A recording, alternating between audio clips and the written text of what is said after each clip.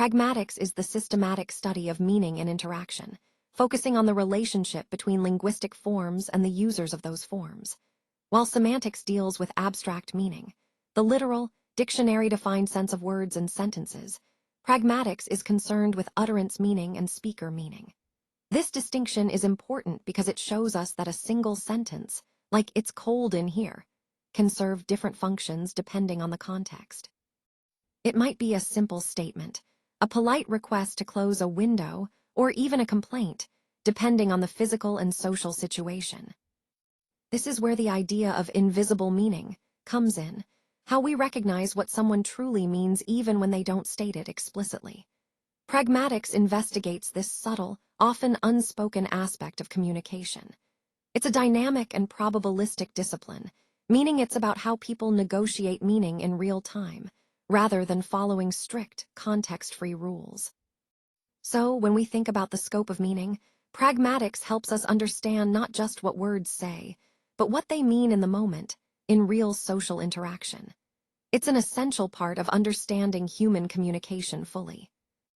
Let's talk about a central idea in pragmatics called deixis. The term comes from Greek, meaning pointing or indicating through language. Essentially, deixis involves words that point to something in the context of the conversation. These are called deictic expressions or indexicals, and they don't have a fixed meaning on their own. Instead, their interpretation depends on the speaker's perspective, their deictic center, which includes the specific time, place, and person involved in the utterance. Now, pragmaticists usually divide deixis into three main types. First, there's person deixis, which involves pronouns like I, you, he, and she. These words change their reference depending on who is speaking and who is being addressed. Then, we have spatial or place deixis, which includes words like here and there, as well as demonstratives such as this and that. These words help us point to objects or locations depending on how close or far they are from the speaker. The third type is temporal deixis, which involves words like now, then, yesterday, and tomorrow. These terms, along with verb tenses, help us locate events in time relative to the moment of speaking. Understanding deixis is really important because these words are semantically deficient on their own. They don't have a fixed meaning unless you consider the context and the immediate situation.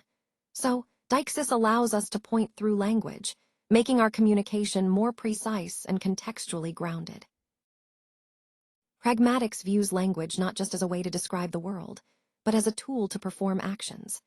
Developed by philosophers J.L. Austin and John Searle, speech act theory suggests that every utterance actually involves three related acts. First, there's the locutionary act, which is simply producing a meaningful linguistic expression. Then, we have the illocutionary act, which is the intended action or force behind what we say, like promising, warning, or requesting. Finally, there's the perlocutionary act, which is the actual effect the utterance has on the listener, whether persuading, frightening, or enlightening them. One of the key areas we focus on is indirect speech acts.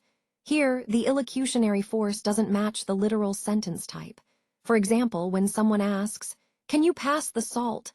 Grammatically, it's a question, but pragmatically, it's a request. Overall, speech act theory helps us see language as active. It's not just for sharing information, but for performing actions.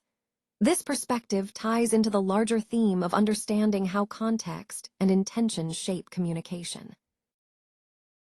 Now, to understand how we derive implied meanings in conversation, we turn to Paul Grice's cooperative principle. He suggested that when people communicate, they basically work together toward a common goal.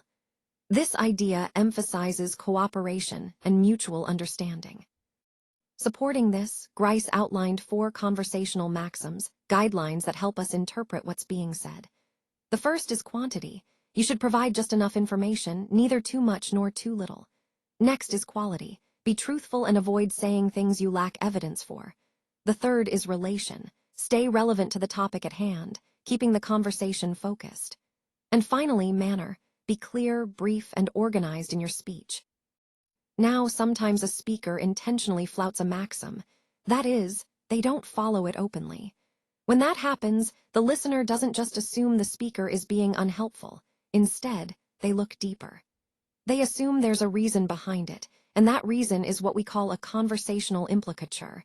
That's the implied meaning beyond the literal words.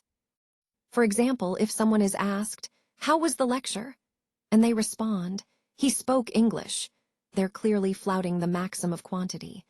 They're implying that the lecture was poor or uninteresting without saying it directly. This is a subtle but powerful way that implied meanings are conveyed in conversation.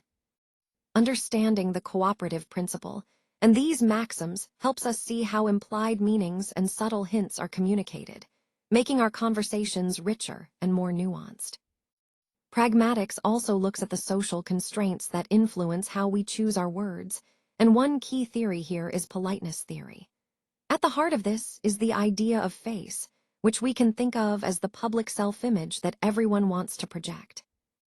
Irving Goffman first introduced the concept, and later Brown and Levinson expanded on it. They identified two main aspects of face that are really important. The first is positive face, which is about wanting to be liked, approved of, and appreciated by others. The second is negative face, which is about wanting to be autonomous, unimpeded, and free to act as we choose. When we speak, we often perform acts that threaten these faces, like giving orders or criticizing someone. To handle that, we use politeness strategies. These include positive politeness, which emphasizes solidarity and friendliness, negative politeness, which shows deference and tries to minimize the imposition, and off-record indirectness, where we hint or suggest without directly stating something. The key point is that politeness isn't just about being nice in a moral sense. It's more about using language resources effectively to maintain social harmony and positive relationships. So, politeness and face management are all about navigating social interactions smoothly, ensuring that everyone feels respected and comfortable. Thank you so much for your time and attention today. I really appreciate your engagement and interest. I hope the insights shared have been helpful and inspiring for your own work.